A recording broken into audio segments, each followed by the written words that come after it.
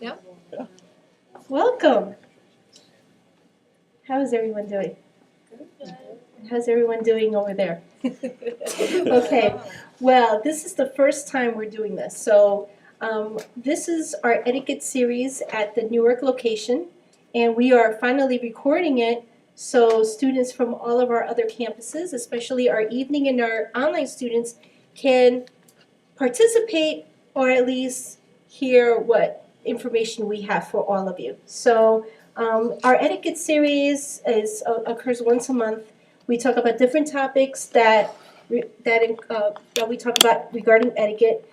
And for this workshop, we're going to be talking about etiquette in the office place, workshop etiquette.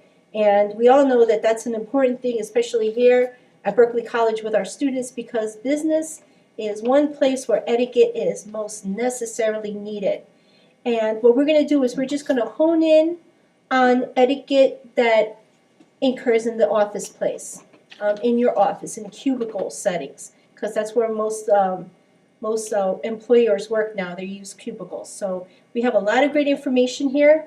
My name is Sandra Garcia. I'm the Director of Student Development and Campus Life at the Newark location. And alongside me is Madeline Brown, who is our careers service counselor, and she is also going to be joining me for this topic. And we have a great group of students here, as you can see, and we're going to begin.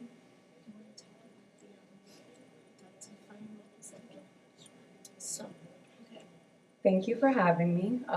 It's great to be here to talk to you guys a little bit about etiquette in the workplace and, like Sandy said, how important that is. And one of the first things that I want to start off with is a question. What do you guys think is the most important thing in the workplace? Most important thing would be professionalism, because you have to be professional in order to get your job done. Okay, thank you, Brianna. So, part of professionalism is your manners, the way that you carry yourself. It's great to already have the job. Obviously, that was the goal, the ultimate goal. But now that you're in the workplace, how do you want people to view you, right? That's ultimately where you want to, the question that you want to ask yourself on a daily basis, because it has a lot to do with promotions, the way that maybe your director or manager views you for future opportunities. So these are definitely things you want to keep in mind.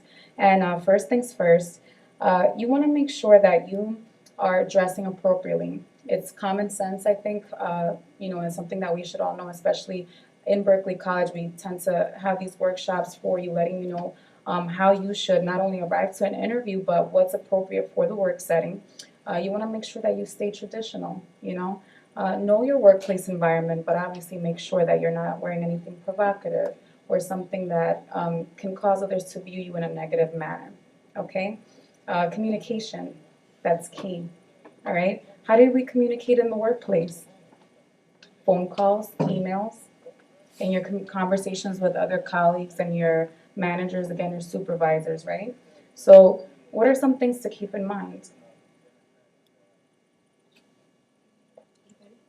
Anybody? Here. Let's start with the idea of communication and language. One of the important things about being in a workplace is knowing what grammatical context you're using. Obviously, if you're with your friends, you're going to be, using slang. You're going to talk in a certain manner. In a business context, you're going to be careful in how you talk. You're not going to be cursing. You're not going to be using text lingo, BRB, LOL. It's not appropriate, especially with individuals that you are first working with, and especially with your supervisors. And that's the first mode of communication. The second mode of communication is your written portion. Writing emails, writing letters, everything should be grammatically correct. One of the tips that in etiquette is not to use abbreviations. Never use abbreviations, because you can't assume that the person that's receiving your emails or letters understands what those abbreviations are.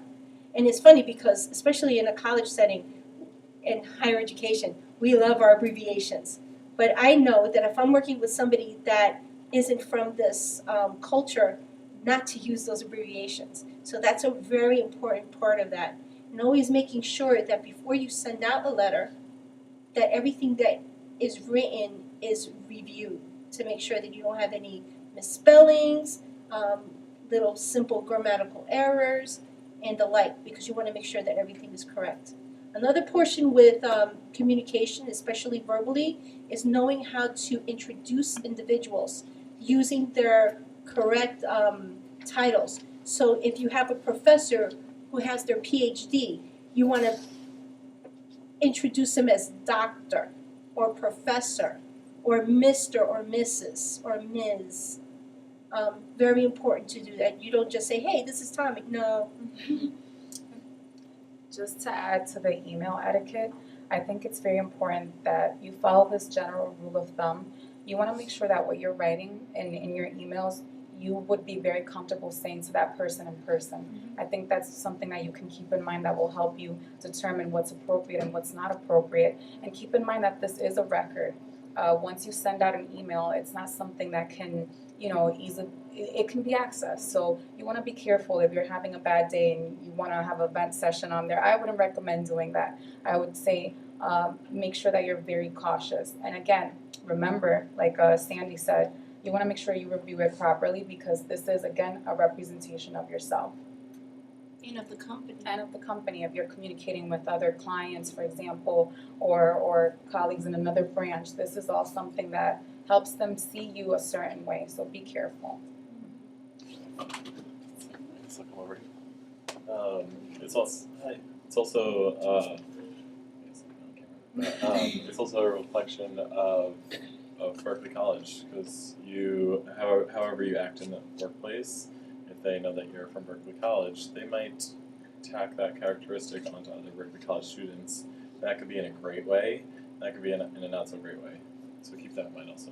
Absolutely. And one last thing to add to that, just like when you're introducing someone, you have to address them correctly and make sure that you're, being professional. You do the same thing in your email. Even if you're comfortable with the person, I wouldn't say when you're in the work setting, start your email with, hey, you have to be very mindful of that. Just keep that in mind at all times. You're still in your professional work setting. Obviously, if you have, you exchange phone numbers outside of work and you want to get together, that's entirely up to you, but you're still on the company's email system, okay? So just keep that in mind. No inappropriate jokes or videos. Be very careful. The use of social media, I think that goes hand in hand, okay? Be careful with the sites that you visit. I know a lot of companies do have blocks and there's certain websites that you cannot access, but be mindful of what you're visiting, what you're downloading, okay? What you're sharing in your email system, like I said before, the inappropriate jokes. Some people might not take too kindly to that. And just make sure that you stay in your boundaries and make sure that you're appropriate.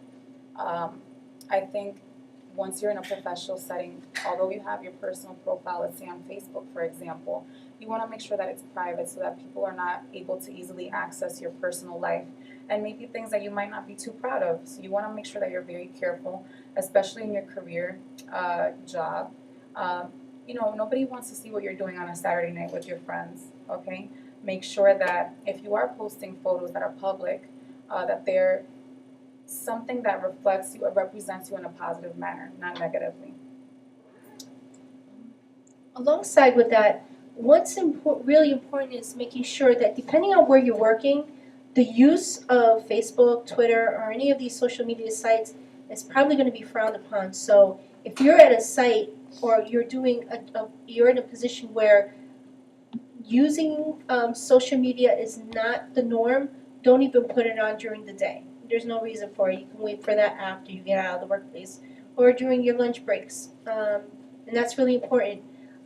What's also really important is if you are not comfortable with the idea of being friends with anybody on those social media sites with certain employees or your coworkers, don't even ask them to be your friends. Just stay away from that. Now there are some appropriate sites that you could do it, and that's LinkedIn. LinkedIn is a professional site.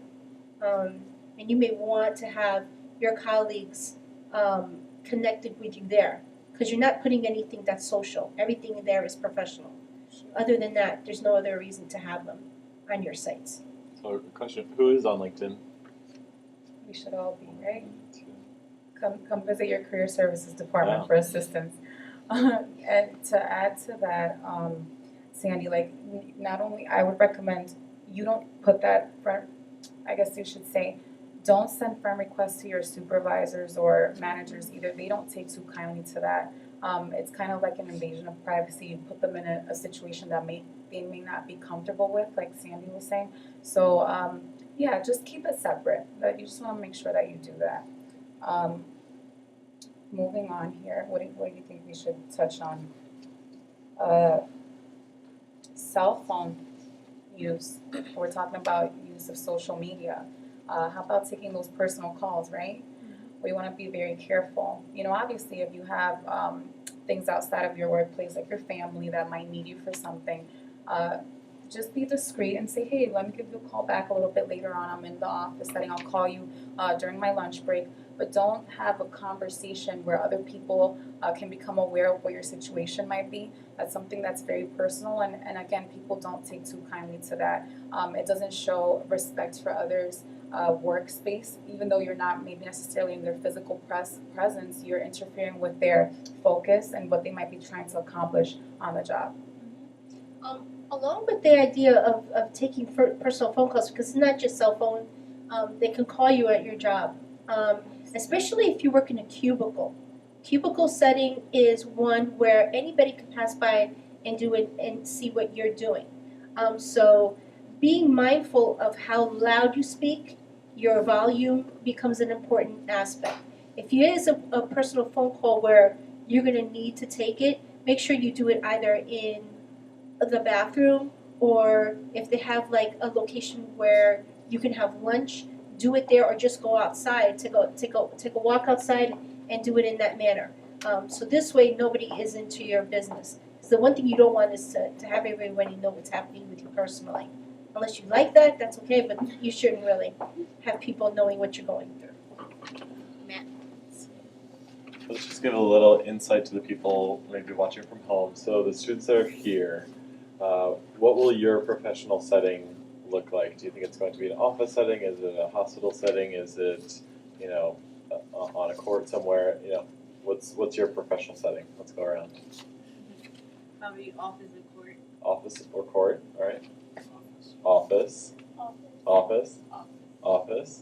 Office. Okay. So what kind of majors? Let's do that also, because you know we definitely want to connect with all the different majors. But let's see who we have. Criminal justice. Studies.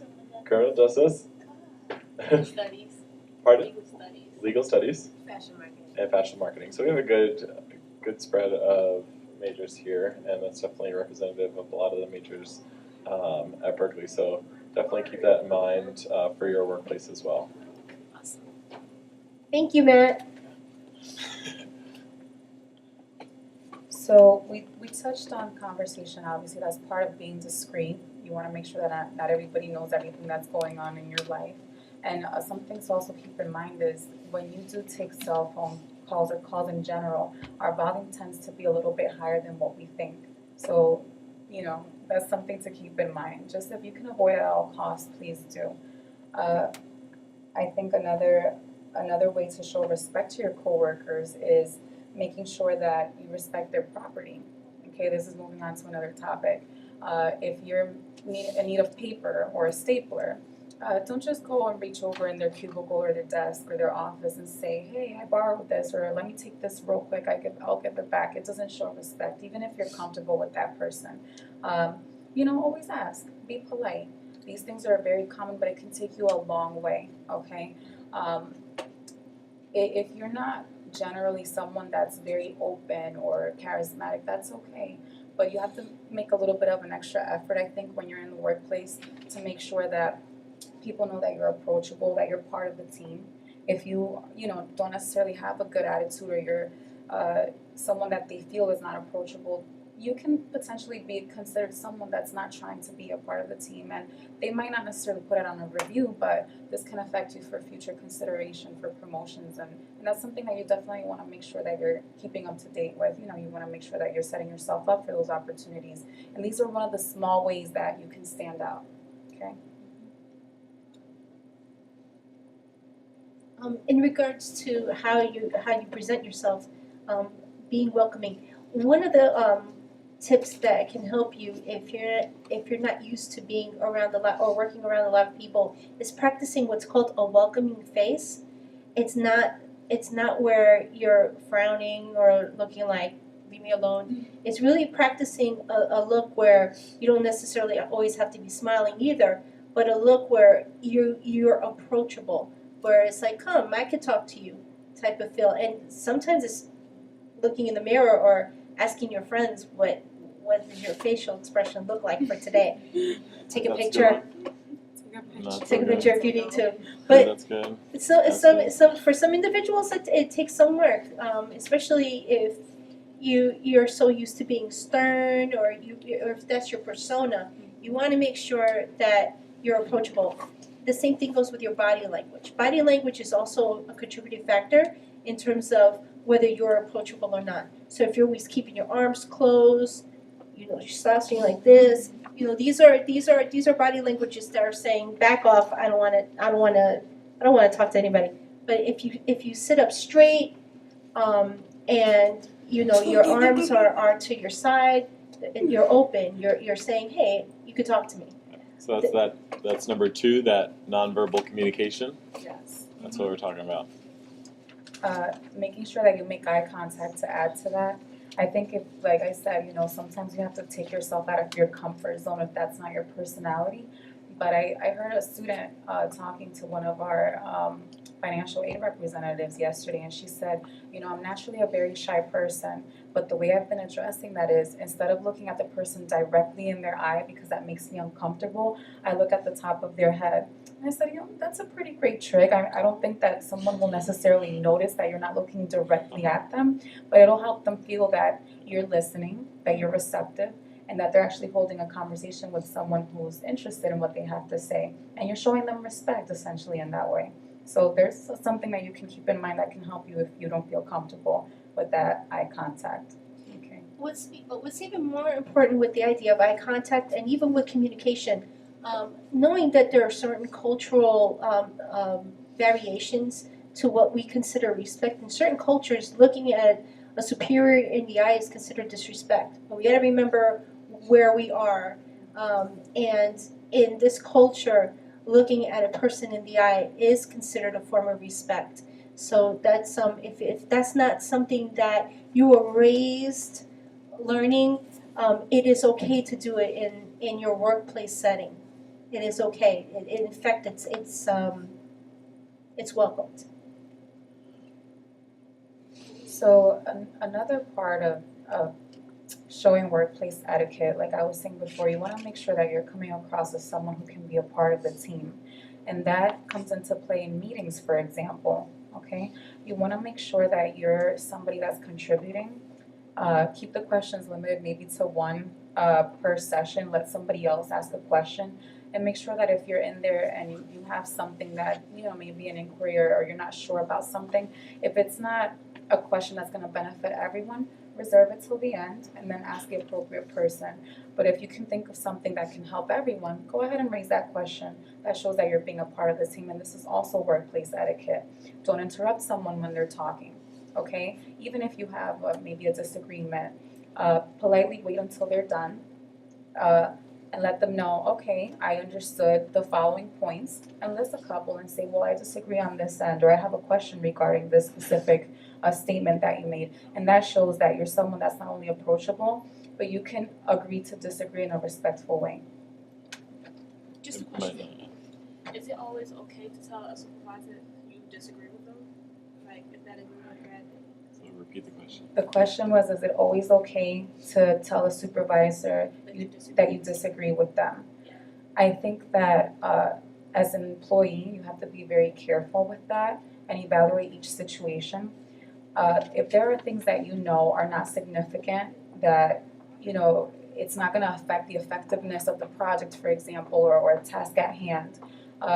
We all have differences and different opinions, but I think it's making sure that you're aware of what the impact can be if you make that comment. It can either be a positive change, or it can, depending on how you say it, make you look a certain way. Like you're not trying to be a part of the team again. I use that example a lot because that's very important.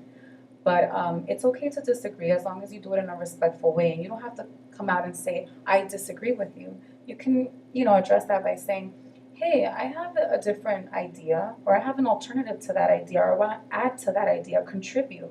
These are all different ways of you saying, I might not necessarily agree with everything that you're saying, but I can maybe help you in a different way. So you just have to be careful.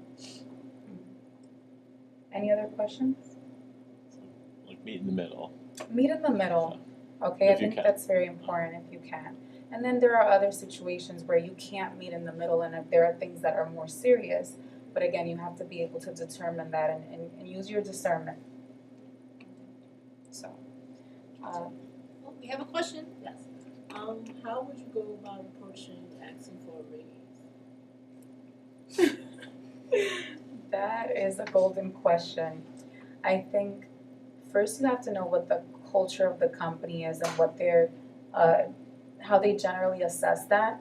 If you just started working somewhere and you know that, this is the pay grade that is being offered to you, I wouldn't recommend that after maybe 3 months asking for a raise. But I think after a year, you take a look at the skills that you've acquired and how you've been contributing to the team, and you evaluate that against maybe do your research. Take a look at what other people in your position are getting paid.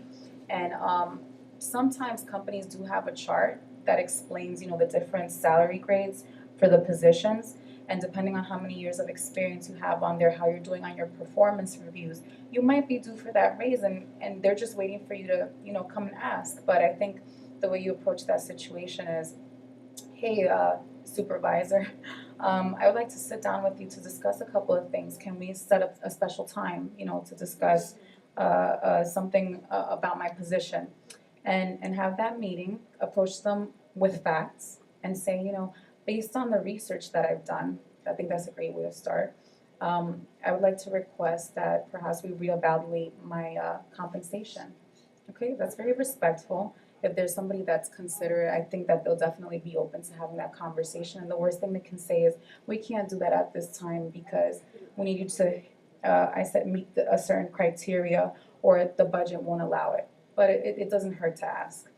Would you do the same thing like during the interviewing process? Like say if they have a set number, but your qualifications and skill set have you, you should be getting paid more money. Okay, so Debrina asked, would you do the same thing in the interview process if you know that they're offering a certain salary, and you know that you should be getting compensated a little bit more? I think that you can always give it a shot. That's not something that you want to bring up in the first interview, maybe the second interview, or if they ask you, are you comfortable with this salary? You can say, I disagree for this reason, and present again the facts in a professional manner. But generally, if you know what the position is paying up front, sometimes they give a range. And you have to also be aware that if you're not comfortable with that, there's a possibility that they won't go up. So if you can accept that and still try to negotiate, negotiating is very important. I'll give you a personal example. In one of the positions I've held in the past, they gave a minimum salary and a max salary.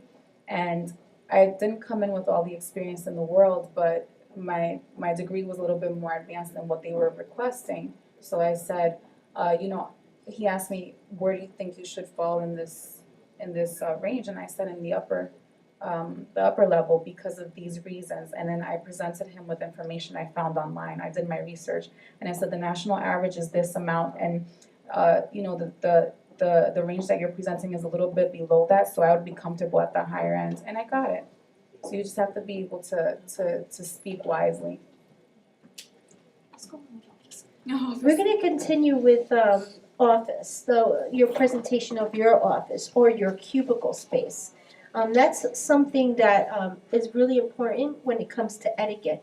a lot of etiquette sites talk about keeping a clean office.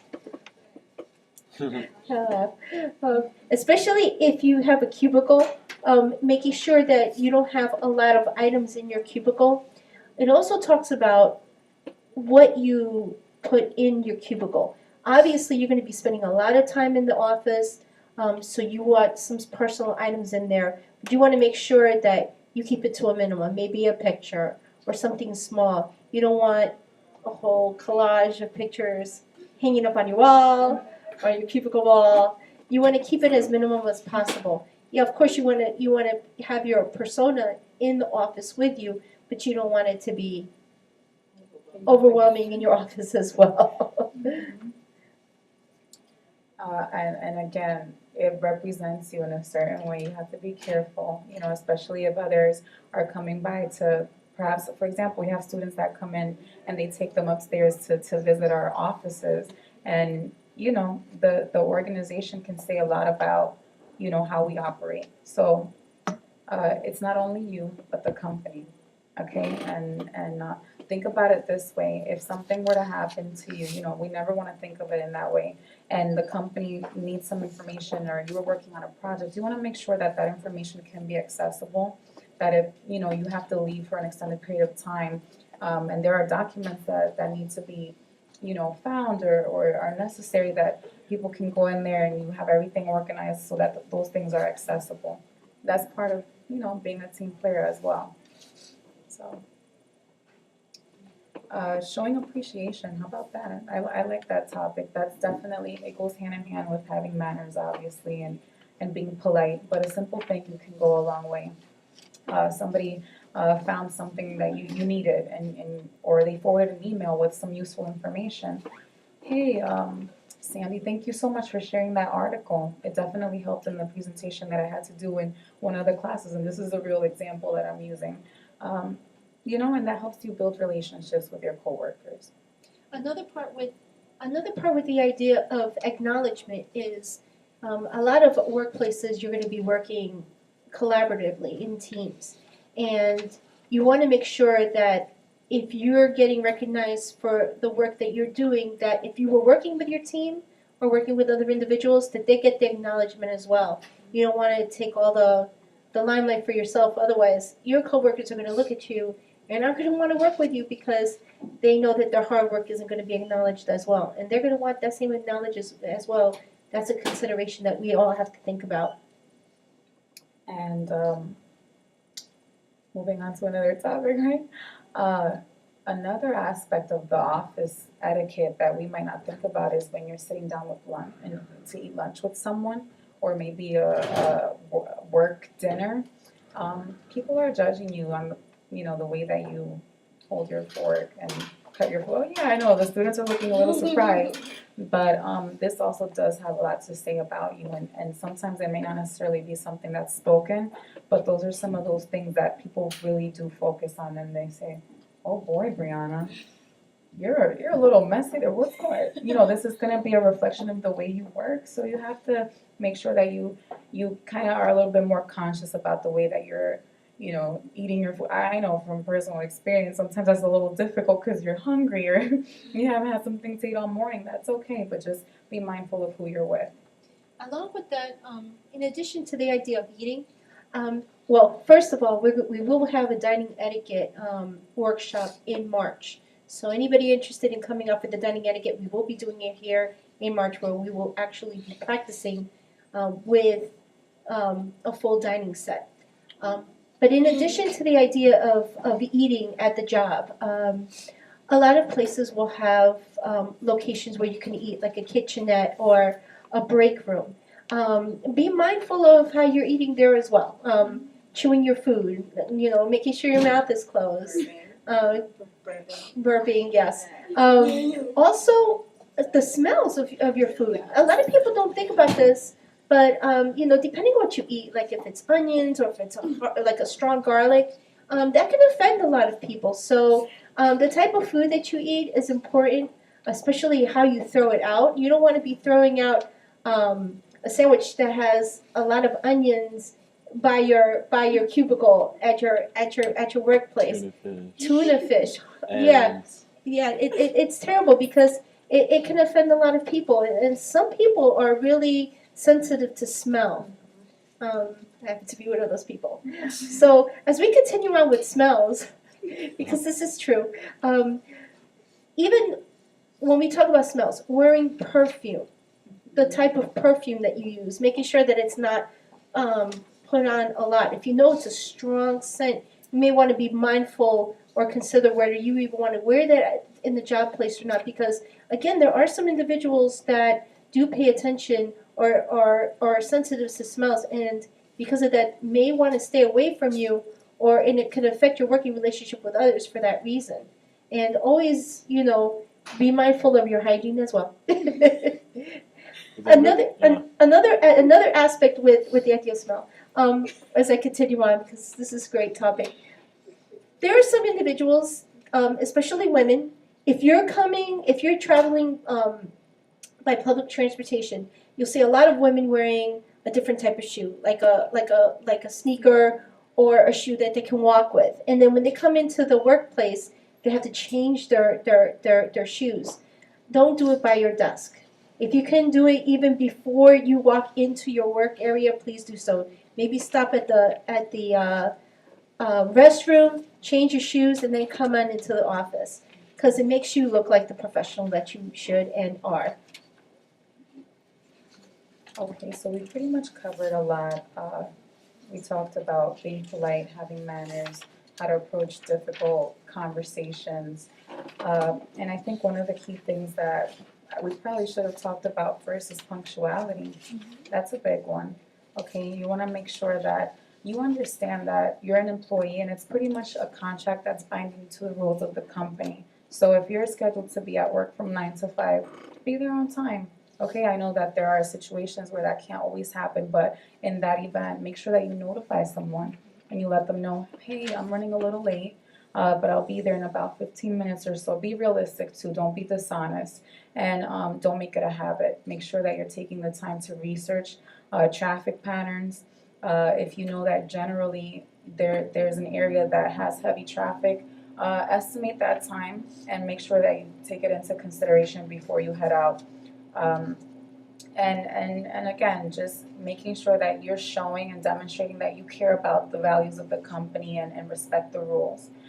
Sometimes there are employees that will do those things and you're in the same team setting and maybe someone won't necessarily hold you accountable, but don't I would say follow those footsteps. Be your own person, even if somebody else isn't necessarily doing the same thing. Because other people notice. You might not necessarily always be in the same department, okay? And other people pay attention to those things, so keep that in mind.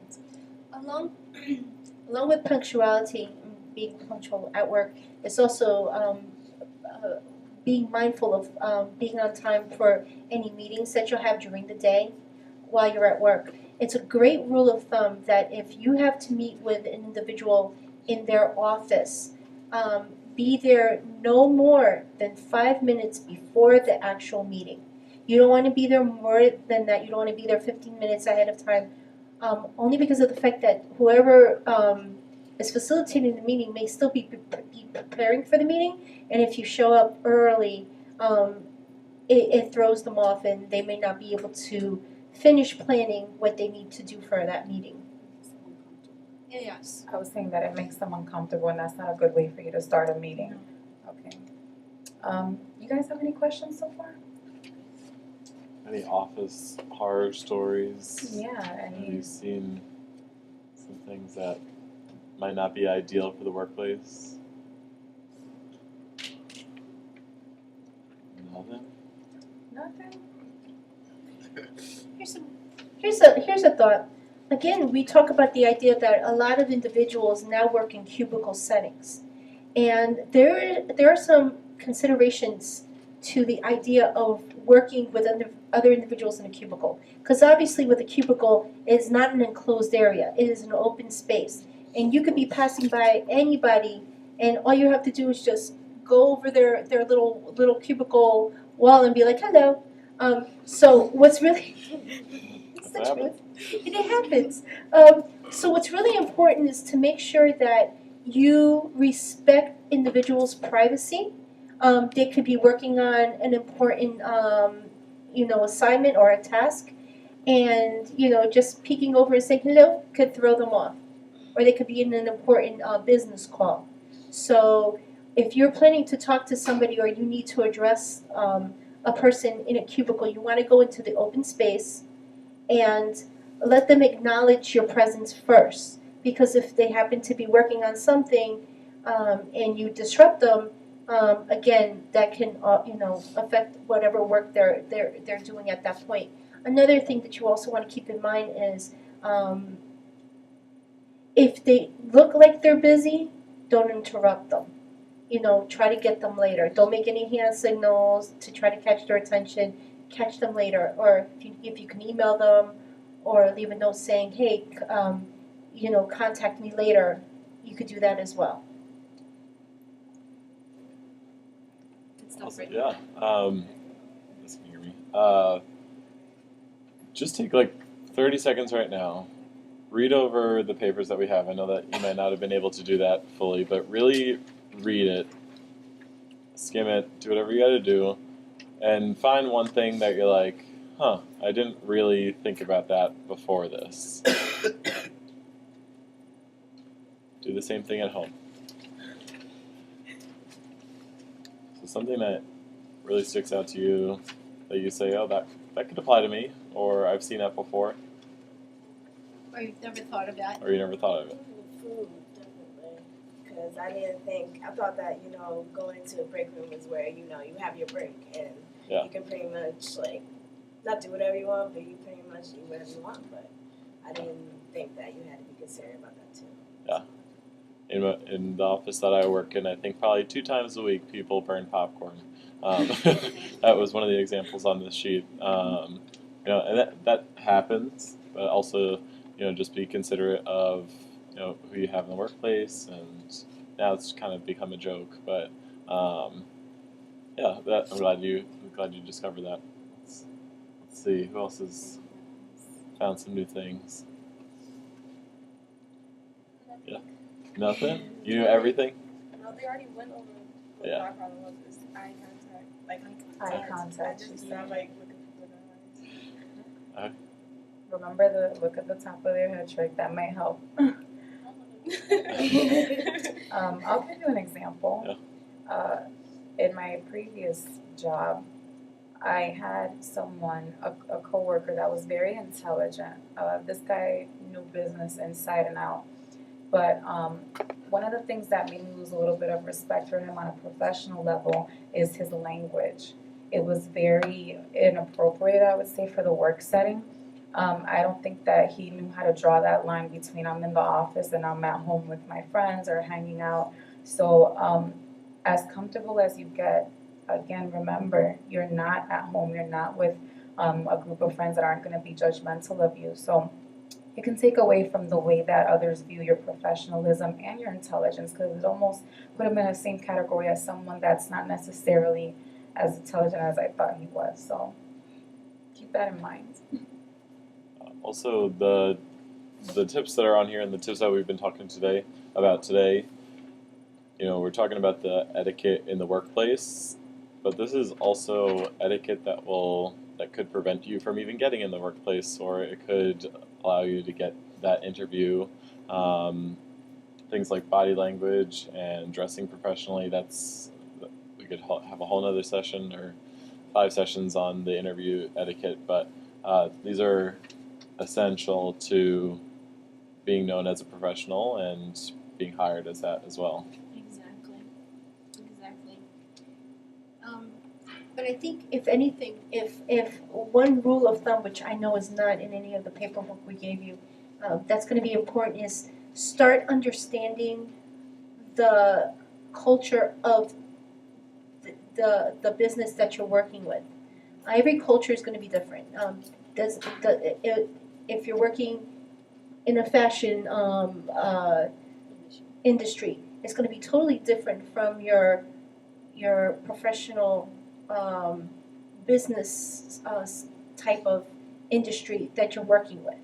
and that's going to be important. Even with the way you dress, we talk about dressing in an appropriate and professional manner, but even the way you dress is going to be, there's going to be differences. So if you're working in a corporate office, a suit is probably going to be your most appropriate attire. But let's say if you're working with computers or something where you, in that manner, probably wearing khaki pants and a polo shirt may be the appropriate attire.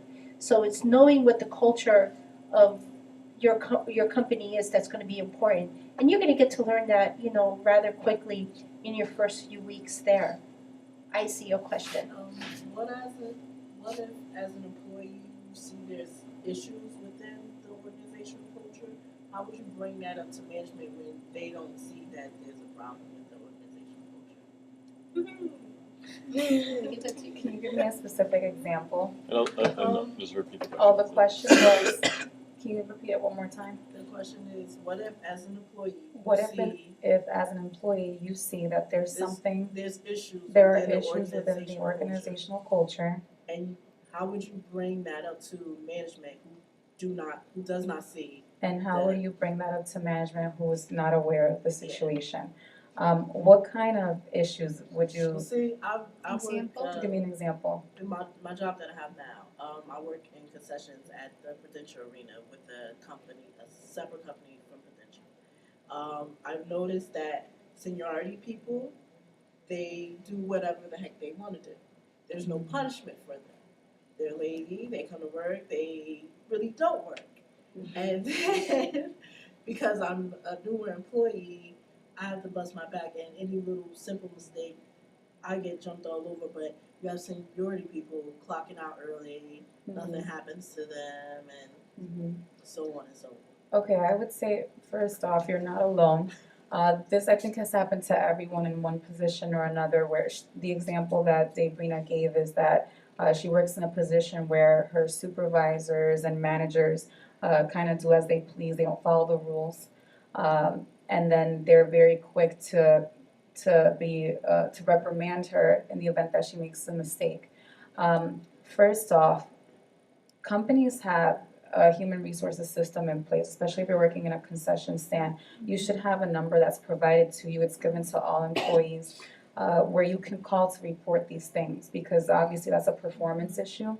Even in the position that you're in, you do have that right to bring up those concerns, because that's affecting the effectiveness of the workplace and the business that they're bringing in. At the end of the day, it's all about what? The money, especially in that position. So if higher ups, even the ones that are above the supervisor and managers, are aware that their behavior can affect the I would say productivity and the profit of the company, they're gonna take that seriously. And maybe not right away, but if it makes you feel a little bit more at ease, you can bring up those concerns. You have the right to do that. You have to also keep in mind that if, let's say, for example, you're the only employee, even if HR doesn't disclose that information, they can potentially target you. So be careful of the way, follow the protocol, I would say. Do your research, make sure that you take your personal emotions out of it and just present the facts. That's the best advice that I can give in that situation. Does anyone have any other questions?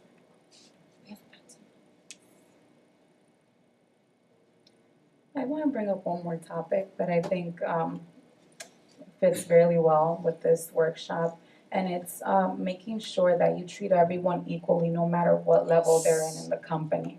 Oftentimes it's a shame to see how individuals in certain positions don't necessarily think that they should address maybe someone that's in a lower level position the same way they would treat someone on their level. But you have to keep in mind that you never know where you're going to end up. Not that that should be the main reason why you treat people well, but these are all individuals that outside of work are human beings just like you.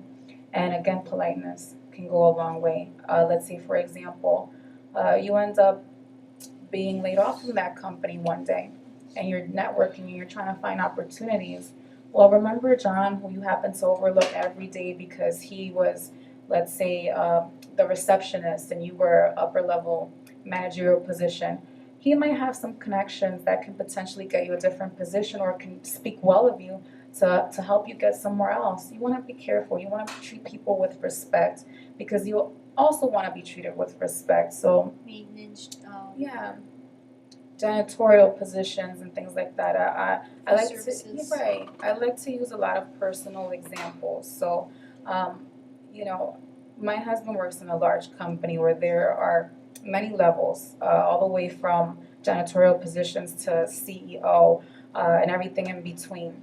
And he says to me, you know, it's surprising when I approach some of the janitorial staff, there's a little bit of a language barrier, but I always say good morning to them and hello. And he says it just brightens up their day because it's almost like a shock to them that somebody from an upper level position is taking the time to acknowledge their presence. And they say things to him, they talk to him, they feel comfortable, and they've actually told him that this is like a breath of fresh air. Okay? So you don't want to be one of those people that walk around and look over your shoulder at others and think that you're better, because we're all the same in the end. Another level of respect is making sure that if you're in a shared space, like a lunchroom, or even like if you have a section where there's a coffee machine, that you clean up after yourselves. You should not think that somebody else is going to come and clean up after you. Everyone has their own part with that. So, for example, you make a cup of coffee, some sugar spills on the table, clean up after yourself. Don't leave it messy, no drops. Lunch space, clean your mess, put it in the garbage. These are all ways in how you can affect the way that that your coworkers are going to respond to you. And one thing you don't want to be seen as a person that doesn't do their part. I think to add to that and maybe to conclude, in doing your part, it's not just your job. That's another part of etiquette is making sure that you learn the culture of where you are. And a lot of times, people in your work setting are looking to see those little things that make you a little bit different or a little more human. Like, we're all gonna chip in together to buy Susie a gift for her new baby. Don't be the ogre in the group. Participate. Even if, like, let's say you can't contribute financially, say, hey, I can't really contribute financially, but can I put together perhaps the event or clean up the area or set up the tables, or just make sure that you're taking the time to be a part of the team, not just in your actual work projects, but anything that's going on outside of your job description. I think that's very important. Pay attention to when somebody's speaking. And paying attention to when somebody's speaking. So important. Like, especially at a cubicle. Again, I love the idea of the cubicle because that's a big common area nowadays. If somebody comes and they're talking to you, take the time to stop and look at them and pay attention to what they're saying. Don't keep working on the computer or writing down information unless you're taking notes to what they're saying. It's rude. It's pretty rude. You got to make sure that you give that eye-to-eye contact.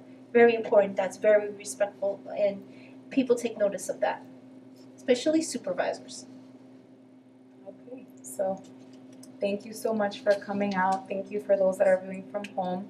We hope that you join us in our next workshop, which is going to be in March. We'll have those announcements up online. I'm sorry, February. Yeah, February 27th will be our next etiquette workshop, and we're going to be talking about etiquette in social settings, special occasion settings. And that's a big one because what do you do at a wedding? What do you do at a party? There's so much great etiquette that's going to go around, and we want to make sure everybody knows what they're doing. So thank you so much. We hope you learned a little something, and we'll see you next month. Thank you.